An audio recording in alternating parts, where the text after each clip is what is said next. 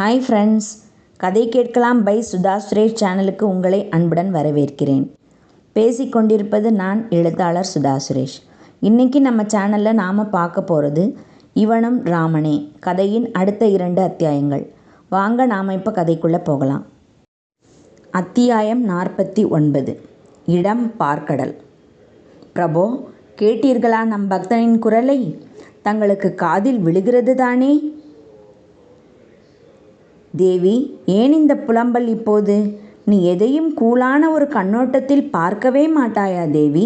எதற்கும் அவசரம்தானா, பதட்டம்தானா? என்னது, கூலாக பார்க்க வேண்டுமா? தாங்கள் தெரிந்துதான் பேசுகிறீர்களா பிரபோ? சொல் தேவி, தெரிந்து கொள்கிறேன் நான். எனக்கு வரும் கோபத்துக்கு தங்களை அப்படியே என்று கோபத்துடன் பற்களை கடித்து கொண்டார் லக்ஷ்மி தேவி. வேண்டாம் தேவி, எனக்கு பயமாக உள்ளது. அந்நேரத்திலும் தவறாமல் கிண்டலடித்தார் நாராயணர். தங்களுக்கு எப்போதும் கேலியும் கிண்டல் பேச்சும் தானா பிரபு? ஏன் இவ்வாறு இருக்கிறீர்கள் சுவாமி? என் மனம் வேதனைப்படுகிறது. கண்கலங்க கூறினார் தேவி. உடனே பதறிப்போனார் நாராயணர்.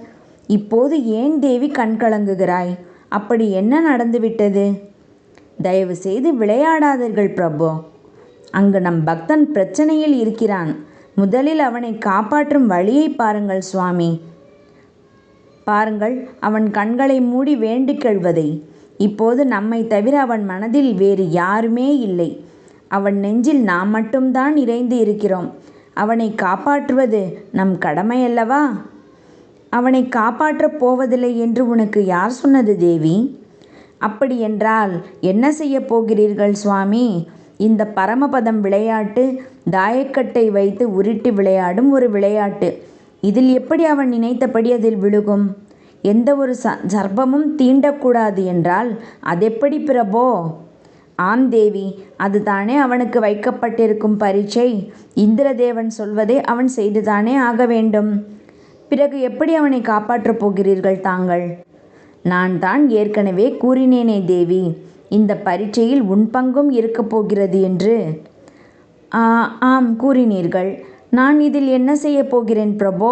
நானா நம் பக்தனை காப்பாற்றப் போகிறேன்? ஆம் தேவி, அதில் உனக்கு எந்த சந்தேகமும் வேண்டாம். நீதான் அவனை காப்பாற்றப் போகிறாய். எப்படி பிரபோ? கொஞ்சம் சீக்கிரம்தான் கூறுங்களேன்.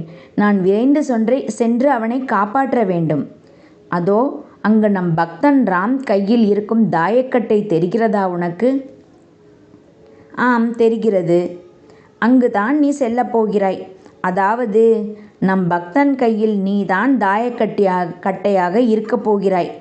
அவன் மனதில் என்ன நினைக்கிறானோ அதுதான் நீ தாயக்கட்டையில் விழப்போகிறாய். அவனுக்கு எதிராக விளையாடப் போகும் கோசலன் என்ன நினைக்கிறானோ அதற்கு நேர்மாறாக விழப்போகிறாய். அப்படி செய்தால் நீ நினைப்பது போல் நம் பக்தன் தானே ஜெயிப்பான். இப்போது புரிகிறதா தேவி? பேசிக்கொண்டே திரும்பி பார்த்தார் நாராயணர். அங்கு தேவியை காணவில்லை. ஓ, தேவி பக்தனிடத்தில் சென்று விட்டாளோ? அவனை காப்பாற்ற என்ன ஒரு அவசரம் தேவிக்கு? சிரித்து கொண்டார் நாராயணர். லக்ஷ்மி தேவியோ ராம் கையில் இருந்த தாயக்கட்டையில் இருந்தவாறு ஒரு விதமான கள்ளச்சிரிப்பு சிரித்து கொண்டிருந்தார். ஆண்டவனை மனதார வேண்டிக் கொண்டு கண்களை திறந்தான் ராம். இப்போது அவன் மனதில் தெளிவும் நம்பிக்கையும் ஒரு புது உத்வேகமும் பிறந்து இருந்தது. அதற்கு காரணம் பார்க்கடலில் இருந்து வந்த லக்ஷ்மி தேவிதான் என்பது அவனுக்கு புரியவில்லை. திடீரென தன் மனதில் எழுந்த நம்பிக்கையை நினைத்து அவனுக்கே ஆச்சரியமாக இருந்தது. அவன் முகத்தில் தெரிந்த தெளிவைக் கண்டு நேத்ராவுக்குமே ஆச்சரியமாக இருந்தது. விளையாட ஆரம்பிக்கட்டமா தேவரே? ராம் குரலிலும் ஒரு அசாத்திய கம்பீரம் இருந்ததைக் கண்ட இந்திரதேவருக்கும் மனதில் ஆச்சரியமும் குழப்பமும் குடிகொண்டது. அந்த நாராயணின் அருளை பெற்றதால் தானே இவன் அத்தனை சவாலையும் சந்தித்து தேவலோகத்துக்கே வந்திருக்கிறான். பிறகு அவனுடைய இந்த திடீர் தெளிவில் ஒன்றும் ஆச்சரியம் இல்லைதான். இவன் கண்டிப்பாக ஜெயித்து விடுவான் என்று மனதிலேயே அவனை எடை போட்ட தேவேந்திரன், விளையாடு இளைஞனே என்று உத்தரவு கொடுத்தார். ராம் தாயக்கட்டையை தரையில் உருட்டினான். முதலிலேயே அதில் 6 விழுந்தது. அதனால் தொடர்ந்து அவனே ஆடினான். பிறகு 5, 1, மீண்டும் 6 என்று விழுந்து கடைசியாக 3 விழுந்த பிறகு கோசலன் கையில் கொடுத்தான். இவன் உருட்ட உருட்ட ஆச்சரியமாக பார்த்து கொண்டிருந்தனர் தேவேந்திரனும் கோசலனும். முதல் முறையே 3வது வரிசையை தாண்டிவிட்டான் ராம். நடுவில் ஒரு சிறு ஏணி வேறு இருந்தது. அடுத்து கோசலனுடைய முறை.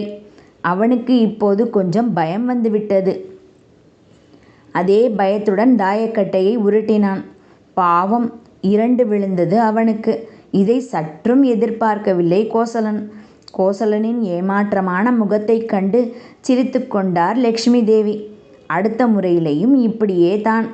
தாயக்கட்டையை கையில் எடுத்த ராம் 3 முறை உருட்டிய பிறகுதான் அது கோசலனின் கைக்கு வந்தது. வேகமாக முன்னேறி பரமபதத்தில் இருக்கும் பெரிய நாகம் இருக்கும் வரிசைக்கு வந்துவிட்டான் ராம். இப்போது 3 விழுந்தால் சர்ப்பம் தீண்டிவிடும். அதற்கு மேல் விழ வேண்டும். ராம் கண்களை மூடி இறைவனிடம் எனக்கு 5 விழ வேண்டும் என்று கேட்டுக்கொண்டான். தேவியும் சிரித்துக்கொண்டே ஆகட்டும் என்று கூறினார். தாயக்கட்டையில் 5 விழுந்தது. ஆச்சரியத்தில் தனக்கே தெரியாமல் கைதட்டினார் இந்திரதேவர். சும்மா சொல்லக்கூடாது இளைஞனே, உன் கையில் தேவிதான் குடிகொண்டுள்ளாள். ஆனால் அதே நேரத்தில் இதுவரையில் நடக்காத மற்றொரு விஷயமும் அங்கு நடந்தேறியது. ஆம், கோசலனுக்கு நாகம் தீண்டிவிட்டது. கடகடவென கீழே இறங்கினான் அவன். அடுத்த முறையில் விளையாட்டையே முடித்து ஜெயித்து வெற்றி வாகை சூடினான் ராம். உண்மையிலேயே இது மாபெரும் அதிசயம்தான் இளைஞனே. என்னால் நம்பவே முடியவில்லை. உன்னை நினைத்து நான் மிகவும் பெருமை கொள்கிறேன் இளைஞனே, மனதார பாராட்டினார் இந்திரதேவர். கோசலன் தன் வியப்பையும் தன்னை ஜெயித்த இளைஞனின் விளையாட்டை நினைத்து பெருமையிலும் அடக்க மாட்டாமல் ராமை தன் கைகளால் தூக்கினான். அவனை வைத்து சிரித்து கொண்டே ஒரு சுற்று சுற்றிவிட்டு பிறகு கீழே இறக்கிவிட்டான். உன்னை நினைத்து பெருமையாக உள்ளது இளைஞனே. நீ என்னை பாதி அளவு கூட தாண்ட விடாமல் ஜெயித்தது சாதாரண விஷயம் அல்ல. இறைவனின் அருள் இருந்தாலன்றி அது சாத்தியமே இல்லை. உன்னிடம் தோல்வி கண்டது எனக்கு சந்தோஷமே. மேன்மேலும் உனக்கு வெற்றி உண்டாகட்டும். அந்த இறைவன் என்றும் உன்னை காப்பார் இளைஞனே. அவன் பேசியதிலிருந்து அவனுடைய மனம் எவ்வளவு தூய்மையானது என்பதை புரிந்து கொண்டான் ராம். கோசலனை வணங்கி தன் நன்றியை தெரிவித்து கொண்டான். இதற்கு நடுவில் நின்று இதையெல்லாம் ஒரு புன்னகையுடன் பார்த்து கொண்டிருந்த லக்ஷ்மி தேவி அங்கிருந்து தன் இருப்பிடமான பார்க்கடலுக்கு கிளம்பிச் சென்றார் மனநிறைவுடன். கோசலா, அழைத்தார் இந்திரதேவர். தேவா, கூறுங்கள். இப்போது நீ உன் இடத்திற்கு செல்லலாம். ஆகட்டும் தேவா, நான் வருகிறேன். நான் விடை பெறுகிறேன் இளைஞனே. அங்கிருந்து நகன்றான் கோசலன். பிறகு இந்திரதேவர் ராம்புரம் திரும்பினார். இளைஞனே, உனக்காக அடுத்த பரீட்சை காத்திருக்கிறது. வா போகலாம். என்னது, அடுத்த டாஸ்கா? ராமும் நேத்ராவும் ஒருவரை ஒருவர் அதிர்ச்சியுடன் பார்த்து கொண்டனர். திரும்பவுமா? இது என்ன டாஸ்க்கு? எப்படி இருக்கும்? மீண்டும் மனதில் பயம் கவ்வ இந்திரதேவரை தொடர்ந்து சென்றனர் ராமும் நேத்ராவும். அத்தியாயம் 50. தனக்கு நடக்கப் போகும் அடுத்த பரீட்சை என்னவாக இருக்கும் என்கிற ஒரு யோசனையில், அதனால் மனதில் வந்த பதட்டமும் பயமும் சேர்ந்து கொள்ள, அனைத்தையும் மீறி தன்னால் ஜெயித்துவிட முடியும் என்கிற ஒரு சிறு நம்பிக்கையுடனும் இந்திரதேவரை பின்தொடர்ந்து சென்றான் ராம். நேத்ராவும் ஒரு மூலிகையை எடுக்கிறதுக்குள்ள இன்னும் எத்தனை பரீட்சை தான் வைக்கப் போகிறாரோ இந்த இந்திரதேவர். இந்த சவால் வேற எப்படி இருக்க போகுதோ? ஈஸியாக இருக்குமா இல்லைன்னா முழி பிதுங்குமா? எதுவும் தெரியலையே. பாவம் ராம் என்கிற ஒரு யோசனையுடன் இருவருக்கும் பின்னால் நடந்து கொண்டிருந்தாள். சிறிது நடந்த பின்னர் அங்கு மீண்டும் ஒரு கூடம் வந்தது. இது மிகவும் பெரியதாக அல்லாமல் கொஞ்சம் சிறியதாகவே இருந்தது. அரச சபை போல் இருக்கைகள் சுற்றிலும் போடப்பட்டு நடுவில் தேவேந்திரனுக்கு உரிய சிம்மாசனம் வீற்றிருந்தது. நேரே சென்று தன் இடத்தில் அமர்ந்து கொண்டார் இந்திரதேவர். வாருங்கள் இருவரும், வந்து அமருங்கள் என்று இருக்கையை காண்பித்தான் தேவேந்திரன். இந்திரதேவருக்கு முன்னால் அவருக்கு பக்கவாட்டில் இருந்த எதிரெதிர் இருக்கைகளில் அமர்ந்து கொண்டனர் ராமும் நேத்ராவும். இருவரும் அங்கு என்ன நடக்கப் போகிறதோ என்கிற ஒரு கேள்விக்குறியுடன் ஒருவரை ஒருவர் பார்த்து கொண்டனர். இளைஞனே, இது என்ன சபை என்று தெரிகிறதா உனக்கு? இந்திரதேவரின் கேள்வியை கேட்டு நேத்ராவுக்கு கோபமாக வந்தது. ஆமாம், இதுக்கு முன்னாடி நாங்கள் தேவலோகத்தில் தான் குடியிருந்தோம் பாருங்க, எல்லா இடமும் தெரிகிறதுக்கு. என்னன்னு சொல்வீங்களா? அதை விட்டுட்டு தேவையில்லாத கேள்வியை கேட்டுட்டு என்று மனதிற்குள் நினைத்தாள். அதற்குள் ராம் யோசனையுடன் பதில் கூறி தன் சந்தேகத்தை கேள்வியாகவும் கேட்டு வைத்தான். இல்லை இந்திரதேவரே, தெரியவில்லை. இது என்ன சபை? இது தமிழ் அறிஞர்கள் கூடும் தமிழ் சபை. இங்கு அவ்வப்போது வார்த்தை விளையாட்டுகள் நடக்கும். இப்போது நீ எதிர்கொள்ளப் போவதும் அந்த மாதிரியான ஒரு வார்த்தை விளையாட்டை தான். குழப்பமாக பார்த்தான் ராம். புரியவில்லையா இளைஞனே? அதாவது இப்போது எங்களது இந்த தமிழ் சபையின் மூத்த தமிழ் அறிஞரான இளவேந்தர் உன்னிடம் 2 நாப்பிரள் வாக்கியங்கள் கூறுவார். நீ அவர் கூறியதை கேட்ட பின் அதை எந்த தடுமாற்றமும் இல்லாமல் கூற வேண்டும். இப்போது ராம் முகத்தில் குழப்பம் இன்னும் அதிகமாகியிருந்தது. என்ன இளைஞனே, உன் முகத்தில் குழப்பம் மேலோங்கி உள்ளதே. நாப்பிரள் வாக்கியங்கள் என்றால் என்னவென்று புரியவில்லையோ? ஆம் என்பது போல் தலையை ஆட்டினான் ராம். சரிதான், நல்ல வேடிக்கை தான் போ. தமிழில் நீ கொஞ்சம் மட்டமோ என்று கூறி நகைத்தார் இந்திரதேவர். அவர் கூறியது ராமுக்கு கொஞ்சம் அவமானத்தையும் வெட்கத்தையும் தந்தது. தலையை குனிந்து கொண்டான். ராமுக்கு அவர் சிரிப்பதை பார்த்து வயிற்றில் புளியை கரைத்தது போல் இருந்தது. இவர் என்னென்னமோ சொல்கிறாரே, ஒன்றும் புரியலை. அவர் என்ன சொல்கிறாருன்னு கூட எனக்கு தெரியலை. இதில் எனக்கு பரீட்சை வச்சா சுத்தம் என்று நினைத்தபடி ஒரு பரிதாப பார்வையை பார்த்தான் ராம். அதற்குள் இந்திரதேவர் நேத்ராபுரம் திரும்பினார். பெண்ணே, உனக்கு புரிகிறதா நான் கூறுவது என்னவென்று? கொஞ்சம் புரிவது போல்தான் இருக்கிறது இந்திரதேவரே. எங்கே புரிந்தவரையில் சொல் பார்ப்போம். தாங்கள் கூறுவது ஆங்கிலத்தில் டங் ட்விஸ்டர் என்று கூறுவார்கள் என்று நினைக்கிறேன். சரிதானா?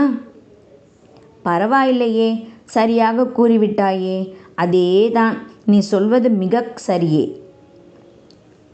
ஐ, டங் ட்விஸ்டரா? சூப்பர் சூப்பர், ரொம்ப பிடிக்கும் எனக்கு. நேத்ரா துள்ளினாள். பெண்ணே, பரீட்சை உன் நண்பனுக்குத்தான், உனக்கல்ல. புரிகிறதா? நீ ஏன் குதிக்கிறாய்? ஓ சரி சரி. அமைதியாக அமர்ந்து கொண்டாள் நேத்ரா. ராம் நேத்ராவை பார்த்தான். என்னடி இது? ஒன்றும் பயப்படாதடா, கொஞ்சம் ப்ராக்டிஸ் பண்ணால் வந்துடும், ஒன்றும் பிரச்சனை இல்லை. இருவரும் பார்வையாலேயே பேசிக்கொண்டனர். இந்திரதேவர் மார்த்தாண்டனை பார்த்தார். மார்த்தாண்டா, நீ சென்று நம் தமிழ் மூத்த அறிஞரான இளவேந்தரை அழைத்து வா. ஆகட்டும் தேவா. அங்கிருந்து சென்றான் மார்த்தாண்டன். சிறிது நேரத்தில் மூத்த அறிஞர் இளவேந்தரை அழைத்து கொண்டு வந்தான். அவர் தலையும் தாடியும் நரைத்து பார்ப்பதற்கு கொஞ்சம் பழுத்த வயதானவர் போல் தெரிந்தார். அசப்பில் அவர் திருவிளையாடல் திரைப்படத்தில் வரும் நக்கீரரை போன்று இருந்தார். வணங்குகிறேன் இந்திரதேவரே. வணக்கம் இளவேந்தரே, அமருங்கள் என்று இருக்கையை காண்பித்தார் தேவேந்திரர். இளவேந்தருடைய இருக்கை இந்திரதேவரின் இருக்கைக்கு நிகராக இருந்தது. அமர்ந்து கொண்டார் இளவேந்தர். இளவேந்தரே, இவர்கள் இருவரும் பூலோகத்தில் இருந்து வந்திருக்கிறார்கள். ராமும் நேத்ராவும் அவரை வணங்கி கொண்டனர். அவரும் தலையசைத்து வணக்கத்தை ஏற்றுக்கொண்டார். கூறுங்கள் தேவா, என்னை அழைத்ததன் காரணம் என்னவோ? தங்களுடைய வார்த்தை ஜாலத்திற்கு வேலை வந்துவிட்டது இளவேந்தரே. அப்படியா? மிக்க மகிழ்ச்சி. நான் என்ன செய்ய வேண்டும்? கூறுங்கள். இந்த இளைஞனிடம் தாங்கள் 2 நாப்பிரள் வாக்கியங்களை கூற வேண்டும். அதை அப்படியே அவன் திருப்பிச் சொல்ல வேண்டும். இது இந்த இளைஞனுக்கு நான் நடத்தும் பரீட்சையாகும். அதற்குத்தான் தங்களை அழைத்தேன். ஆகட்டும் தேவேந்திரரே, ஆரம்பிக்கட்டுமா? இளைஞனே, இளவேந்தர் கூறுவதை கவனமாக கேட்டுக்கொள்.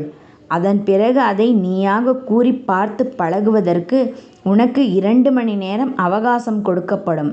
அதற்கு பிறகு நீ அந்த வாக்கியங்களை சரியாக எந்தவித தடுமாற்றமும் இன்றி பிறழாமல் கூற வேண்டும். அப்படி நீ சரியாக கூறிவிட்டால் இந்த போட்டியில் நீ ஜெயித்து விடுவாய். சரிதானே? 2 மணி நேரம் அவகாசம் தரப்படும் என்று இந்திரதேவர் கூறியவுடன் ராமுக்கு கொஞ்சம் மனம் அமைதியடைந்தது. என்ன இளைஞனே, நான் கேட்பதற்கு பதில் கூறாமல் யோசித்து கொண்டிருக்கிறாய்? பயமா? இல்லை இந்திரதேவரே, தாங்கள் கூறியது எனக்கு சம்மதம். அப்படியென்றால் துவங்கலாமா? ஆம். இளவேந்தரே, துவங்குங்கள் உங்கள் வார்த்தை விளையாட்டை. முதலாவதை சொல்கிறேன் கேளுங்கள். சுத்துற பூமியில இருந்து சுத்தாத வானத்துக்கு போய் சுத்தாத வானத்திலிருந்து சுத்துற பூமியை பார்த்தா சுத்தாத வானம் கூட சுத்துற பூமி மாதிரி சுத்தும். அழகாக சற்றும் தடுமாற்றமின்றி வேகமாக கூறி முடித்தார் இளவேந்தர். இப்போது அடுத்ததை கூறுகிறேன், கேட்டுக்கொள்ளுங்கள். காலம் நல்ல காலம், நல்ல நல்ல நாளும் மெல்ல மெல்ல நாளும் நம்மை வந்து சேரும் என எண்ணி எண்ணி நாளும் போடு நல்ல தாளம். ராமுக்கு அவர் கூறியதை கேட்டதும் ஆச்சரியமாக இருந்தது. என்ன அழகா சொல்லி முடிச்சிட்டாரு. இதை நாம் எப்படி ஞாபகம் வச்சுட்டு கற்றுக்கிறது? அவன் நினைத்து முடிக்கும் முன்னரே இளவேந்தர் அவனுடைய கையில் ஒரு காகிதத்தை நீட்டினார். இந்தாருங்கள், நான் இப்போது கூறியது தான் இதில் உள்ளது. நன்கு மனப்பாடம் செய்து கொள்ளுங்கள். இதில் ஒன்றும் சிரமம் கிடையாது, மிகவும் எளிதுதான், கவலை வேண்டாம். ராம் அதை கையில் வாங்கி கொண்டு அவரை வணங்கினான். இளவேந்தர் தேவேந்திரரை பார்த்தார். நான் புறப்படலாமா இந்திரதேவரே? என் வேலை முடிந்துவிட்டதல்லவா? ஆகட்டும் இளவேந்தரே, தங்கள் உதவிக்கு மிக்க நன்றி. வருகிறேன் இளைஞனே, வெற்றி பெற என் ஆசிகள். ராமின் தலையில் கை வைத்து அவனை ஆசீர்வதித்துவிட்டு அங்கிருந்து சென்றார் இளவேந்தர். பிறகு இந்திரதேவர் ராமை பார்த்து, நீ இப்போது இதை எந்த தடுமாற்றமும் இன்றி கூற பழகிக்கொள் இளைஞனே. உனக்கு 2 மணி நேரம் அவகாசம் இருக்கிறது. நன்றாக பயிற்சி எடுத்துக்கொள். நான் வருகிறேன். ஒருவேளை அதற்கு முன்னரே உன்னால் சொல்ல முடியும் என்று தோன்றினால் மார்த்தாண்டனிடம் கூறி அனுப்பு, நான் வந்துவிடுவேன். புரிகிறதா? இப்போது நான் புறப்படுகிறேன். இந்திரதேவரும் அங்கிருந்து சென்று விட்டார். ராம் அதை படித்து படித்து பார்த்தான் முதலில். பிறகு தானாக கூற முயற்சித்தான். நேத்ரா அவனை வேடிக்கை பார்த்து கொண்டு உட்கார்ந்திருந்தாள். சுத்துற பூமியில இருந்து சுத்து. டேய், நீ இப்படியே சுத்துன்னு சொல்லிட்டே இரு, அப்புறம் இங்கேயே நாம் சுத்திட்டு இருக்க வேண்டியதுதான். கத்தி கொண்டிருந்தாள் நேத்ரா. ராம் கன்னத்தில் கை வைத்தபடி உட்கார்ந்து கொண்டான். என்ன ஃப்ரெண்ட்ஸ், இந்த பகுதி உங்களுக்கு பிடிச்சிருந்தால் லைக் பண்ணுங்கள், கமெண்ட் பண்ணுங்கள், ஷேர் பண்ணுங்கள். நான் அடுத்த அத்தியாயங்களோட சீக்கிரமாக உங்களை சந்திக்க வர்றேன். அதுவரை நன்றி கூறி விடைபெறுவது நான் சுதா சுரேஷ். பாய் மக்களே.